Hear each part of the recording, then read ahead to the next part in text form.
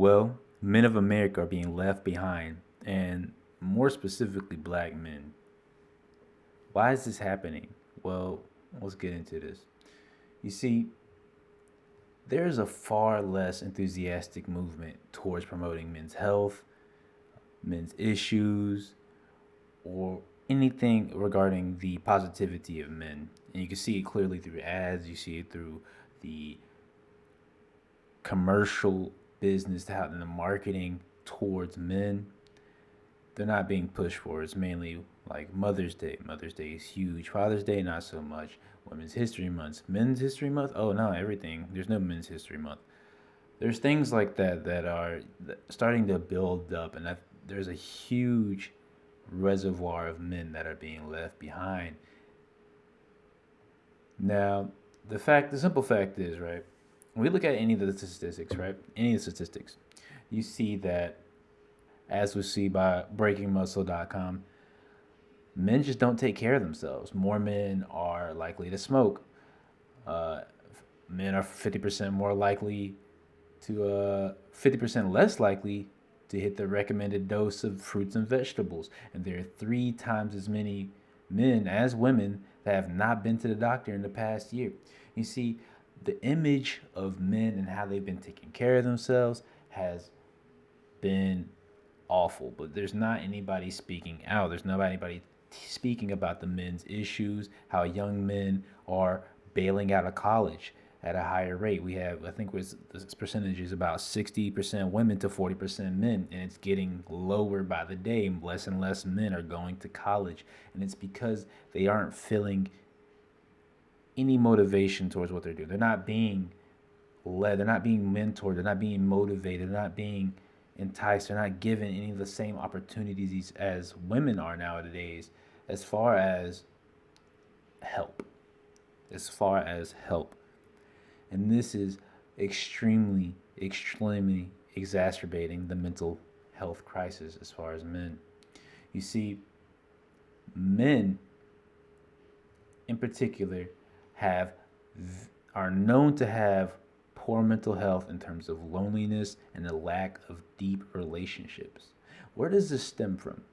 Well, we're going to get into this by speaking about the black male suicide rate. Here we have an article by The Observer.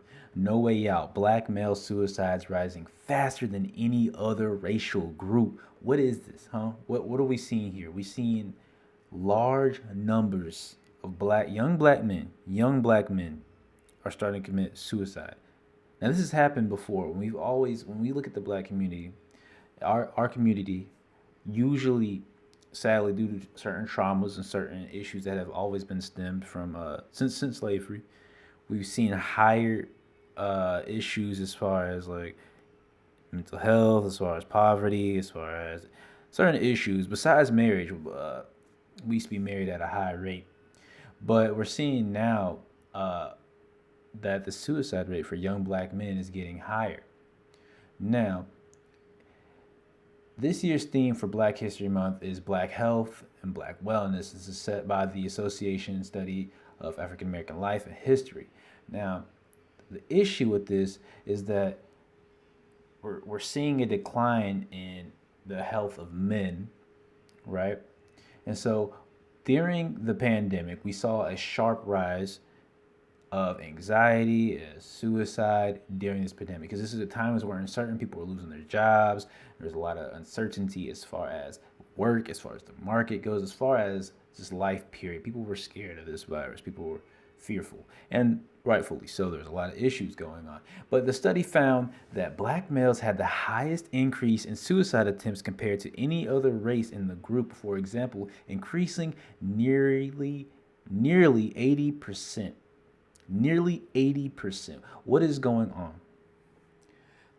Here we see that a mother says, "My son was 25 when he took his life. His father and I had no idea he was struggling mentally. And to this day, we have no idea what led him to do something so drastic. He had a new job, he had a girlfriend.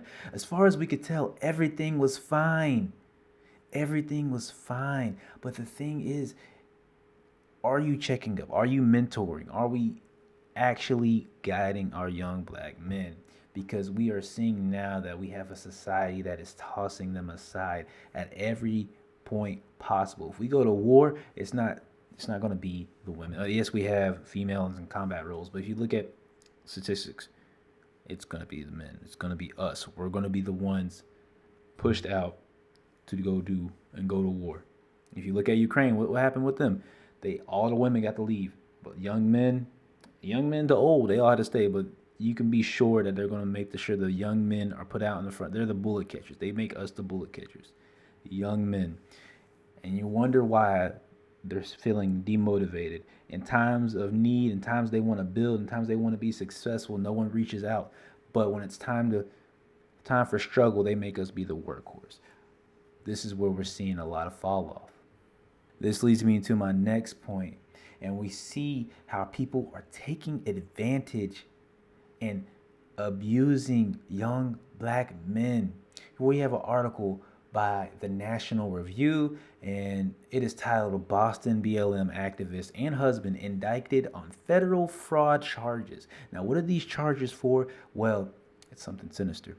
You see, this couple, right? They ran a nonprofit organization promising, you could say, certain communities to provide community service, certain aspects of charity as far as helping out the community, and there are many different things that they've done, but in particular, we see here. Let's read this. The Cambridge, Massachusetts chapter of Black Lives Matter became an early donor to violence in Boston, giving $3,000 to the organization for its program to feed children in need. The couple allegedly transferred that donation to the bank account of one of Cannon Grant's family members, according to the indictment, as reported by the New York Post. As we see here, we're seeing that they're using the money for their own personal gain. This is money given to the nonprofit to take care of the community, and it is being abused. And this is one that hit me the hardest, and that is the focus for this video. The couple allegedly took a trip to Colombia in 2019 using a $6,000 grant the Suffolk County District Attorney's Office gave violence in Boston to take 10 at-risk young men on a 3-day violence prevention retreat in Philadelphia. These people were supposed to take these young men and supposed to teach them how to prevent violence, how to stop being violent, how to learn to be successful young black men, and they abused it. They took this money and used it for themselves. What are we showing our young black men? What are we doing to our young black men? What are we doing to our young men? We are abusing them. We are leading them astray. When we ask for help, when we need help, we get taken advantage of. And I just want to end this conversation by showing some of the statistics. As far as education goes, 50% of men that are black attend college, but 60% of all men attended college. Bachelor's degree, 19% of black men get a bachelor's degree and higher, but 32% of all men get a bachelor's degree and higher. If we look at employment, we see that as far as 16 to 24, as far as age goes, the percent of men who are in the labor force, 69% of men who are black are in the labor force, but in terms of all men, it's 79%, which is a decent margin. Percent of labor who are employed, we see 89% of all men, it's 94, below the poverty level. We see that 21% of black men are below the poverty level, but 12% of all men are below the poverty level. Look at these differences. We see that across the board, black men tend to do worse on average. And we see, as far as white collar jobs, less black men. As far as blue collar jobs, less black men. As far as relationships and marriage, we see that black men are more black men. 52% are never married compared to all men, 37%. We see that currently married, there's only 33% that are currently married, and 49% of all men are currently married. What are we doing here? What are we teaching our young black men? Are we saying, hey, just go out there, no guidance, go live your life? We see all these bad influences, people in the street. You see violence, black on black crime. You see all these issues stemming from our community, and we have little to no men guiding us as young black men. What are we doing here?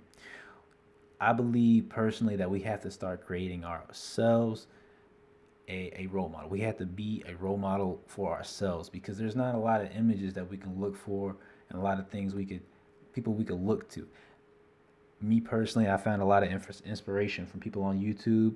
Other There's some very successful black men. Don't get me wrong. There's a lot of successful black men out there, but are they getting the cadence? Are they getting the introduction? Are they getting the spotlight that they should be getting? No, because that's not what America, that's not what the world sees as important. They are walking away from men. And this isn't just happening in America. This isn't just happening to black men. You look at China, you look at Korea, you look at Australia, you can go anywhere and you can see that the population for men, especially young men, is being left behind because what are we seeing? What movements have been pushed? We've been pushing for equality, but it's not really happening. In fact, we're getting further and further away.